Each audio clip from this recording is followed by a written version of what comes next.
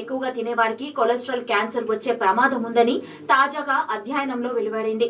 Cholesterol cancer ప్రపంచవ్యాప్తంగా మిలియన్ల మందిని ప్రభావితం చేసే ఒక ముఖ్యమైన సవాలుగా మారిందంటూ వైద్య పరిశోధకులు ఆందోళన వ్యక్తం చేశారు.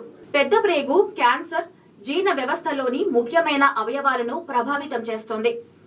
పోషకాల శోషణ, కడుపులో నుంచి వ్యర్థాలను తొలగించడం వంటి విధులకు అంతరాయం కలిగిస్తోంది.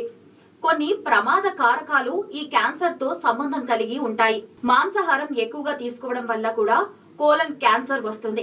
తగినంత వ్యాయామం చేయకపోవడం, ఉబకాయం, ఆల్కహాల్ లేదా పొగాకు తాగడం, పండ్లు, కూరగాయలు తక్కువగా ఉన్న ఆహారం తీసుకోవడం, పీచు పదార్థాలు, కొవ్వు ఎక్కువగా ఉన్న ఆహారం తీసుకోవడం పెద్ద ప్రేగు క్యాన్సర్ ప్రమాదాన్ని పెంచుతుంది.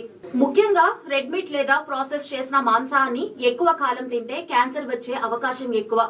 మాంసాన్ని అధిక ఉష్ణోగ్రత వద్ద వండినప్పుడు